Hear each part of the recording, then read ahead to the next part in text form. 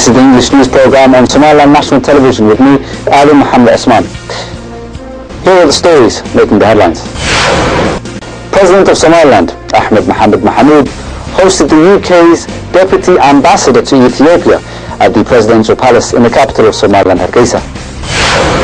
The Speaker of the House of Elders, Salaban Mohammed Aden, criticised opposition figures on the announcement of an independent national conference. Ousted Egyptian President Mohamed Morsi was taken away by helicopter after the first day of his trial in Cairo.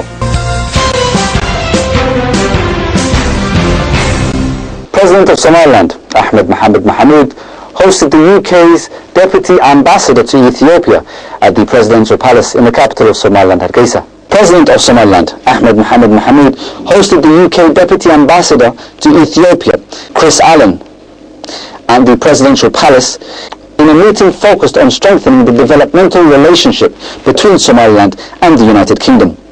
The Minister of Commerce and International Investment, Mohammed Abdullahi Umar, speaking at a joint press conference with the UK's Deputy Ambassador to Ethiopia, stated that the results of the meeting held between the President and the UK Deputy Ambassador were successful and were focused on boosting collaboration shared by both nations. UK Deputy Ambassador to Ethiopia Chris Allen pointed out the necessity of further advancing this historic and strong friendship between Somaliland and the United Kingdom. He reaffirmed that the UK government's commitment to preserving that connection. And he stated, "We reaffirm the United Kingdom's commitment to its strong and historic friendship and relationship with Somaliland." The Speaker of the House of Elders, Salaban Mohammed Aden, criticised opposition figures on the announcement of an independent national conference. The Speaker of the House of Elders, Salaban Mohammed Aden, spoke to reporters on the unconstitutional conduct of several leading opposition political figures in their attempt to hold a national participatory conference with no other intention than to cause civil unrest throughout the nation. The Speaker, speaking in a stern and concise manner, stated that this is unconstitutional and unworthy of any social indulgence. He urged those opposition political figures to retract the statements and return to the democratic applications awarded by Somaliland's form of governance. The Speaker of the House of Elders, Salaban Mohammed Aden, confirmed that opposition figures are the checks and balances system by which a democratic nation is able to boast equality, transparency and reliable justice throughout governmental institutions.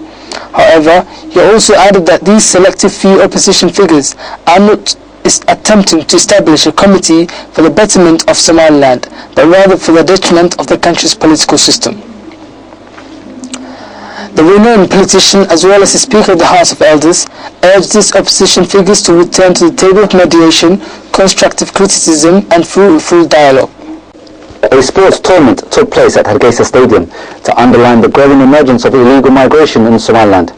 The highly anticipated match, held between Dufan and Ashur, sporting teams occurred in the capital of Somaliland. Dufan team led the first half of the tournament with one goal and concluded the tournament leading 3-1. As confirmed by officials from the sporting sector, the tournament was held for commemorating members of the national football teams who died during illegal immigration to overseas nations. Officials of the Ministry of Youth, Sports and Tourism spoke regarding the need of revitalizing youth awareness towards refraining from illegal immigration and misdemeanors by grasping opportunities being offered by the government. General Manager of the State Printing Agency, Abdullahi Mohammed Chama, discussed achievements made by his agency. General Manager of State Printing Agency, Abdullahi Mohammed Chama, is speaking on achievements made by the National Library in accomplishing to attain modern equipment to smooth the progress of library and further advancing its services. The General Manager stated that the public library is now able to obviate the needs of public records collection and printing of government files, and that the public library is further boosting services by utilizing contemporary and modern technological equipment, as well as well-trained employees. General Manager of the State Printing Agency, speaking on the opposition figures' recent statements on hosting a national participatory conference, urged those opposition figures to take back statements and engage in the current countrywide developmental efforts. You're still watching the English news programme on Somaliland National Television, the only Somali-speaking channel with an English news programme. And now for the international headlines in detail.